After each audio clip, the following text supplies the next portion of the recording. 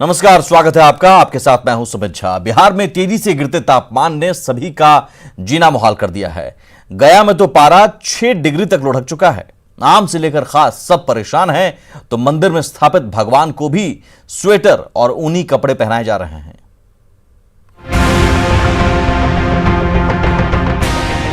उत्तर भारत में बढ़ते ठंड और मौसम में तेजी से हो रहे बदलाव से सब परेशान हैं। क्या आम और क्या खास, लुढ़कते पारे ने सभी का जीना मुहाल कर दिया है। बिहार के कई शहरों के न्यूनतम तापमान में तेजी से गिरावट दर्ज की गई है। गया जिले में भी ठंड ने नवंबर महीने में ही पिछले कई सालों का रिकॉर्ड तोड़ दिया है और पारा 6 डिग्री तक पहुंच चुका है। ऐसे में भगवान को भी गर्म कपड़े पहनाए जा रहे हैं। यह है गया के जीबी रोड स्थित गोरैया मठ, जहां भगवान जगन्नाथ, बलभद्र, देवी सुभद्रा और राधा कृष्ण की मूर्ति विराजमान है। लेकिन मठ प्रबंधन की ओर से भगवान को गर्म और ऊनी कपड़े पहनाए जा रहे हैं, ताकि आम जन की तरह भगवान को भी ठंड से बचाया जा सके। जब सर्दी का समय होता है तो हम लोग का जैसे ठंडी महसूस होता है, ऐसा ही भगवान को भी ठंडी महसूस होता है। इस भाव से हम लोग श्रद्धा भक्ति पूर्वक भगवान को शाल, कंबल, स्वेटर, टोपी, जराब ये सब पहनाता है। गर्म चीज भोग लगा जाएगा सर्दी के समय। हर साल ठंड के मौसम में इस मठ में ऐसे ही गर्म कपड़े भगवान को पहनाए जाते हैं, तो वहीं गर्म प्रसाद की भी व्यवस्था की जाती है। ऊनी स्वेटर, टोपी और कंबल पहने भगवान का रूप ठंड के मौसम में और भी मनमोहक नजर आ रहा है। गया से न्यूज़ 18 के लिए अरुण चौरसिया की रिपोर्ट। एक तरफ बढ़ते ठंड ने लोगों की परेशानी बढ़ा दी है, तो राजधानी पटना में एयर पॉल्यूशन का स्तर खतरनाक स्तर तक पहुंच चुका है, जिसने मॉर्निंग वॉक करने वालों की भी परेशानियां बढ़ा दी हैं।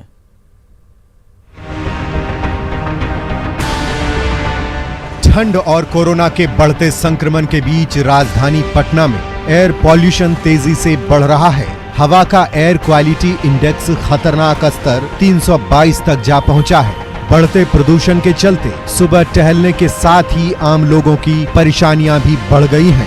प्रदूषित हवा के चलते आंखों में जलन और सांस लेने की समस्या भी होने लगती है। और खास करके अभी कोरोना का जो स्थिति चल रहा है पूरे देश में, तो परेशानी तो बढ़ ही गई है। सांस लेने में दिक्कत है। मॉर्निंग वॉक करने आप निकलिए थोड़ा अपना इम्यूनिटी पावर दुरुस्त करने के लिए, लेकिन जो जनरल फीलिंग होता है, जब पोल्यूशन कम होता है, उससे बुरा स्थिति है अभी।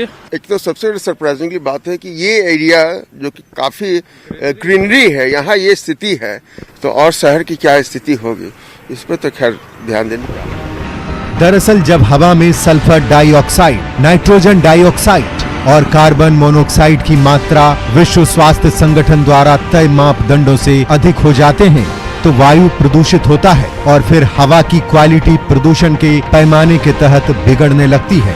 यदि एयर क्वालिटी इंडेक्स की बात की जाए तो 0 से 50 के बीच बेहतर और 51 से 100 के बीच संतोषजनक, 101 से 200 के बीच सामान्य, 201 से 300 के बीच खराब, 301 से 400 के बीच बहुत खराब, 401 से 500 के बीच गंभीर। यानी पटना में एयर क्वालिटी फिलहाल खतरनाक स्तर तक पहुंच चुकी है। आने वाले कुछ दिनों तक यदि AQI के स्तर में सुधार नहीं हुआ, तो आम लोगों के लिए ये परेशानी का सबब बन सकता है। न्यूज़ 18 के लिए पटना से रवि एस नारायण की रिपोर्ट। और अब बात खूंटी के एक ऐसे किसान की जो नक्सल प्रभावित इलाके में रहने के बावजूद लेमन ग्रास की खेती कर आत्मनिर्भर बन रहा है। खूंटी जिला का मुरहू प्रखंड जो नक्सल प्रभावित इलाका माना जाता है, यहाँ पर विकास और उद्यम की बात ही बेमानी है। लेकिन कहते हैं ना, यदि दिल में कुछ कर गुजरने का जज्बा हो तो फिर कोई काम असंभव नहीं होता। इसी इलाके के कोजाडोंग गांव के रहने वाले ये हैं चाड़ा पाहन, जो दूसरों के लिए प्रेरणा स्रोत बन रहे हैं। खुद अभाव में जीने के बावजूद इस किसान ने लेमन ग्रास की खेती की और उससे तेल की पिराई कर रहे हैं, जिसे बाजार तक भेजने की योजना है।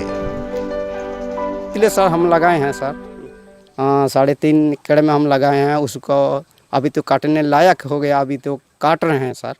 उसको लेमन ग्रास इसमें हम चढ़े हैं, बना रहे हैं, तेल निकल रहे हैं सर। कितना तेल निकाले अभी तक तो 12 लीटर हम निकाले हैं सर। बेचे हैं कि नहीं बेचे हैं? नहीं बेचे हैं सर। नहीं बेचे हैं। जी। क्यों नहीं बेचे हैं? हम बेचेंगे, हम थोड़ा मतलब कि थोड़ा थोड़ा करके बेचेंगे तो मैंने पैसा नहीं आएगा सर, थोड़ा खर्च हो जाएगा।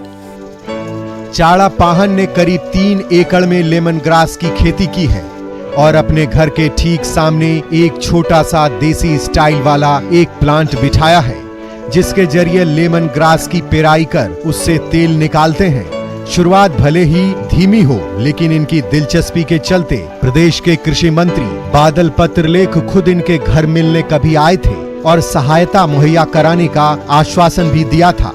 चाड़ा पाहन की पहल से प्रेरित होकर आसपास के कई किसान भी लेमन ग्रास की खेती करने की सोच रहे हैं, जो इलाके के लिए बड़ा बदलाव साबित हो सकता है। खूंटी से न्यूज़ 18 के लिए अरविंद कुमार की रिपोर्ट। बात करते हैं गोड्डा में असहाय बुजुर्गों के लिए बनाए गए ओल्ड एज होम की, जो बनकर तो तैयार है लेकिन प्रशासनिक उदासीनता के चलते महीनों से चालू नहीं हो सका है। दलील कोविड का दिया जा रहा है, तो वहीं सत्ताधारी दल के नेता इसे जल्द शुरू कराने का आश्वासन दे रहे हैं।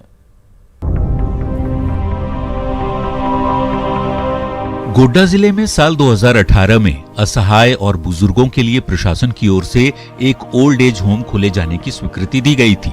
लाखों की लागत से 88 बेड वाला ओल्ड एज होम पिछले साल बनकर तैयार भी हो गया, लेकिन सरकार और प्रशासनिक उदासीनता के चलते यूं ही बेकार पड़ा हुआ है।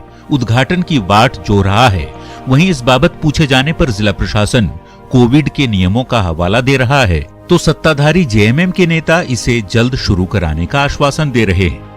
ऑफिशियल इनॉग्रेशन और इन सब चीज़ों पे तो हम, क्योंकि कोविड की सिचुएशन है, उस वजह से थोड़ा सा इस चीज़ में बच के ही चल रहे हैं, लेकिन उस चीज़ को अगर वो वर्क कंप्लीट हो गया उसको मैं चेक करवा लेती हूँ और उसको तुरंत स्टार्ट करने के लिए उस वृद्धाश्रम को हम लोग अपनी कार्रवाई आगे स्टार्ट कर देंगे। ये बन करके तैयार है, तो अब सिर्फ इसको चालू करने में क्या परेशानी है, इसलिए ये बातें संज्ञान में हमारी पहले से भी है और हम ये चाहेंगे कि जिला प्रशासन एक सार्थक कदम उठाए। उम्मीद की जानी चाहिए कि जल्द ही वृद्धों के लिए बना ये आश्रम चालू हो जाएगा और बेसहारा असहाय वरिष्ठ नागरिकों को बड़ी राहत मिल पाएगी। अजीत कुमार, न्यूज़ 18, गोड्डा। झारखंड सरकार आदिवासियों के हितों की बात करती है, उनकी बेहतरी के दावे किए जाते हैं, लेकिन घाटशिला के सबर आदिवासियों की बस्ती में शिक्षा की जैसी व्यवस्था है, वो सिस्टम को मुंह चढ़ा रही है। यह है घाटशिला के डुमरिया प्रखंड का सबसे बीहड़ और पहाड़ी गांव दामदी डाही। इस गांव की ज्यादातर आबादी सबर आदिवासी की है और ये है इस गांव का सरकारी स्कूल, जिसे हाल ही में तोड़ा गया है नए भवन के निर्माण के लिए। लेकिन अब जरा ये तस्वीर भी देख लीजिए। टीन के शेड में 2-3 बेंच लगा हुआ है। आप सोच रहे होंगे कि ये है क्या, तो जान लीजिए ये है बच्चों के नए स्कूल की व्यवस्था, जहां किस हालत में पढ़ाई होती होगी आप समझ सकते हैं। वैसे कोरोना काल में फिलहाल बच्चे स्कूल नहीं आ रहे। स्कूल छागा परसेंट 40-50 वैक्यूम छागा तो स्कूलटा तो भांगी करे तो कबे बनवा कबे नाई तो एखन तो बंदी होई छे कबे स्टार्ट होई कबे नाई। स्कूल के लॉकडाउन के पहले ये विद्यालय को तोड़ा गया, जिस तरह से देख रहे हैं हम लोग, और इसमें ऐसा छोटा सा चादरा बनाया गया है। इसमें चादरा में 2-3 ठो बेंच जो लगाया है, उसमें ही बच्चा पढ़ना बैठ के। और सुरक्षा की दृष्टि से बच्चों को देखा जाए, यहाँ पे जंगल सामने, पहाड़ इलाका एकदम दुर्गम पहाड़ है, अभी सामने है इसको, और यहाँ पे जो 4 दीवारी बनाया गया है वो लकड़ी के सहारे ही बनाया गया है। तो ये हाल है आदिवासी बच्चों की शिक्षा का। स्कूल परिसर जंगली इलाके में पड़ता है, यहाँ सुरक्षा की बेहद दरकार है, लेकिन उस पर विभाग की ओर से कोई ध्यान नहीं दिया गया। लिहाजा ग्रामीणों ने खुद लकड़ी इकट्ठा कर स्कूल की घेराबंदी की है। ग्रामीणों ने सरकार से कई बार गुहार लगाई है ताकि जल्द स्कूल को भवन नसीब हो। वैसे इलाके में सड़क, बिजली की व्यवस्था भी ना के बराबर है, जिसकी मांग आज भी अनसुनी है। प्रभंजन कुमार, न्यूज़ 18, घाटशिला। राजस्थान के सीकर में पारिवारिक विवाद में एक महिला ने अपने शरीर पर पेट्रोल छिड़ककर खुदकुशी कर ली। 6 दिन बाद वारदात का वीडियो सामने आया है, जिसके बाद पुलिस ने अपनी तफ्तीश तेज कर दी है। आग की तस्वीर इतनी भयावह है कि आपकी चीख निकल जाए, दिमाग सुन्न हो जाए, कमजोर दिल वाले होश खो बैठे। ये तस्वीर सीकर शहर की है और ये वारदात 20 नवंबर को, जिस महिला ने खुद को आग लगाई, 2 दिन बाद 22 नवंबर को इलाज के दौरान उसकी मौत हो गई। वीडियो अब सामने आया है, लिहाजा अब इस वारदात की चर्चा पूरे मरुधरा में हो रही है। आपको बता दें, सीकर के पिंक हाउस गली में मनीषा नाम की इस महिला ने ससुराल वालों के रवैये से गुस्से में आकर खुद को आग लगा ली। बताया जा रहा है कि मनीषा की शादी 2012 में अनिल नाम के शख्स के साथ हुई थी। शादी के बाद से अनिल और उसके घरवाले मनीषा को प्रताड़ित कर रहे थे। 2 बच्चे होने के बाद भी मनीषा को प्रताड़ित करने का सिलसिला थमा नहीं। अब जब 20 नवंबर को पानी सिर के ऊपर से बह गया तो मनीषा ने गुस्से में आकर खुद पर पेट्रोल छिड़क कर आग लगा ली। मनीषा के मायके वालों ने इस मामले की रिपोर्ट दर्ज करा दी है और पुलिस ने मामले की जांच शुरू कर दी है।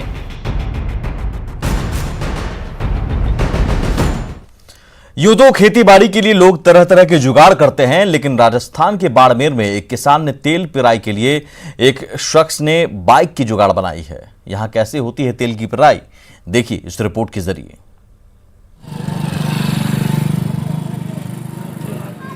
बाइक को गोल गोल घुमाते देखकर हैरान होने की जरूरत नहीं है, क्योंकि इस बाइक के जरिए जो जुगाड़ किया गया है वो हैरान करने वाला है।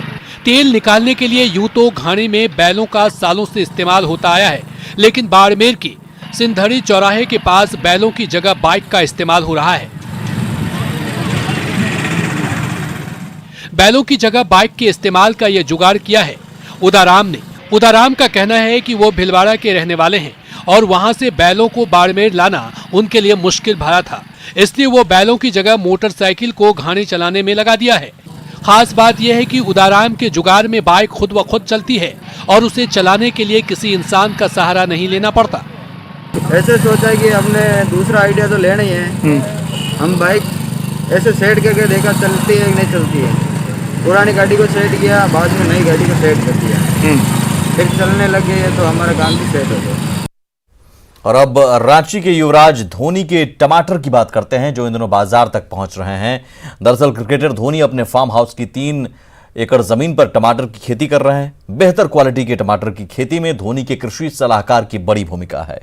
अब खेती की जमीन को भी बेहतर तरीके से परख रहे हैं। जी, रांची के सैम्बो स्थित धोनी का फार्म हाउस वैसे तो काफी चर्चित रहा है, लेकिन इस मौसम में किसी और वजह से धोनी के फार्म हाउस की चर्चा हो रही है, और वो है धोनी की खेती वाली तकनीक। माही के फार्म हाउस में 3 एकड़ जमीन में टमाटर की खेती की जा रही है, जो तैयार होकर अब रांची के बाजारों तक पहुंचने लगी है।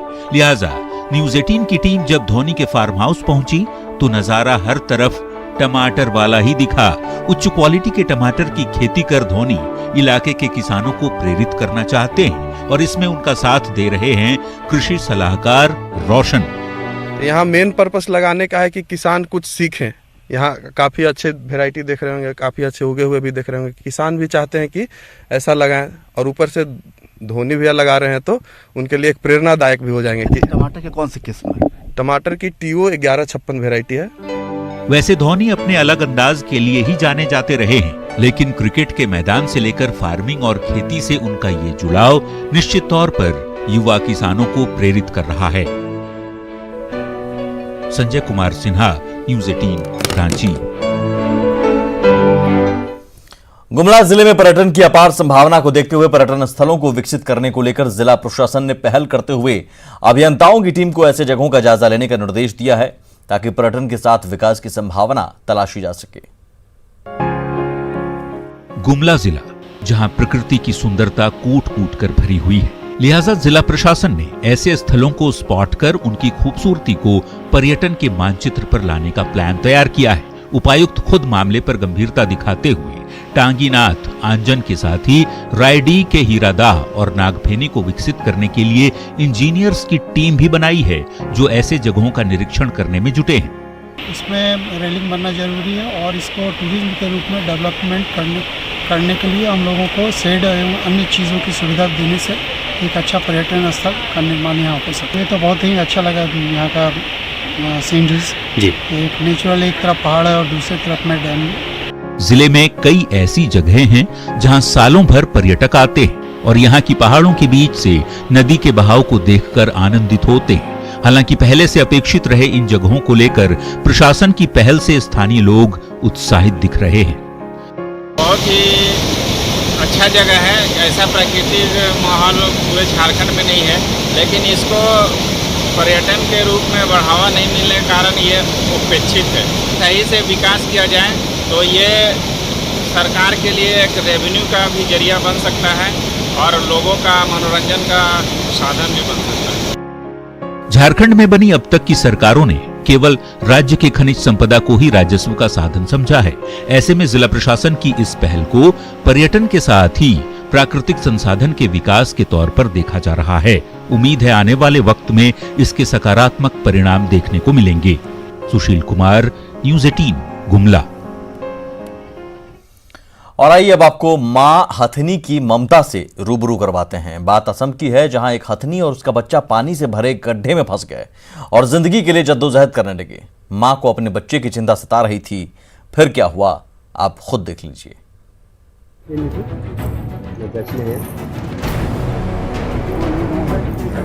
तस्वीरें असम के गोलपाड़ा जिले की है, जहां एक हथनी अपने बच्चे के साथ पानी से भरे गड्ढे में गिरी हुई है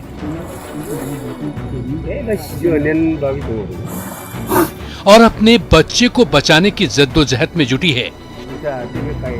देखिए कैसे ये हथनी पानी से भरे गड्ढे से बार बार निकलने की कोशिशें कर रही है और अपने सूंड से किनारे को टटोल रही है।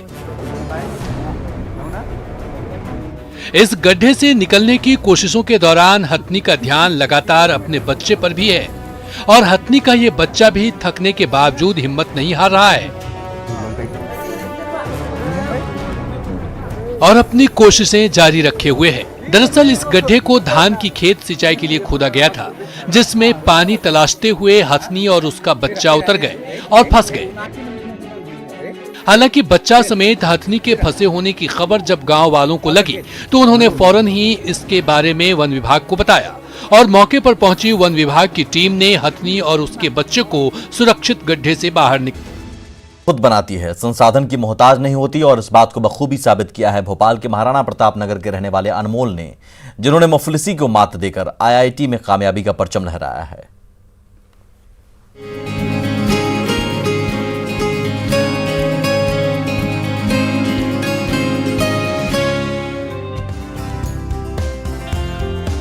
तो क्या हुआ कि सिर पे मजबूत छत नहीं है। इरादे इतने मजबूत हैं कि घर के लाडले ने बुलंदियों के आसमान को ही करीब ले आया है। इसे मकान समझिए या फिर दुकान, संपत्ति के नाम पर जो भी है वो बस यही है।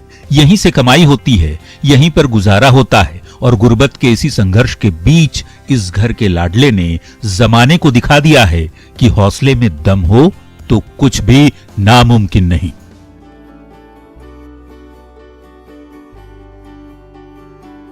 भोपाल के महाराणा प्रताप नगर के इस छोटे से घर में रहने वाला अनमोल अब आईआईटी कानपुर में पढ़ने जा रहा है।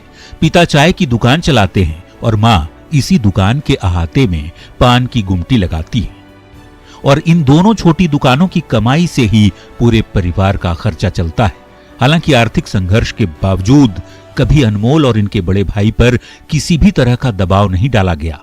बावजूद इसके अनमोल पढ़ाई के साथ साथ जरूरत पड़ने पर दुकान चलाने में मां बाप का हाथ भी बटाता रहा, लेकिन पढ़ाई में कोई कोताही नहीं, जिसका नतीजा ये है कि इन्हें इस साल आईआईटी कानपुर में दाखिला मिल गया। अच्छा लगता है, अच्छा लग रहा है। बेटे ने मेहनत किया है, रात रात भर पढ़ता रहता था। हम रात को उठते थे 2 बजे 3 बजे, बोलते थे बेटा सो जा यार, पता चला आँख पे कहीं जरब आ गया तो हम पढ़ाई कहाँ से करा पाएंगे, आँखें ही तुम्हारी वो हो जाएगी। ये मालूम है कि पढ़ रहा है बच्चा, लेकिन ये नहीं जानते थे आईआईटी क्या है, इसमें चला गया है, अभी भी नहीं समझ में आ रहा है। लेकिन सब लोग हाँ क्या हो रहा है, सब लोग आ रहे हैं, यही पूछ रहे हैं, यही बता रहे हैं। अपने बच्चे पे गर्व तो जरूर होगा। हाँ ठीक है ना, पढ़ता था बच्चा, जानते थे कि पढ़ेगा, अच्छे पढ़ेगा। हाड़ तोड़ मेहनत के दम पर गृहस्थी चलाने वाले अनमोल के माँ बाप अपने बच्चे के आईआईटी में दाखिले से काफी खुश हैं। इन्हें उम्मीद है कि इनके बच्चे की कामयाबी देश के बाकी बच्चों के लिए सबक लेकर आएगी कि गुर्बत से अगर पार पाना है तो ज्ञान के लिए हाड़ गलाना ही पड़ेगा। Bureau report, news 18 network.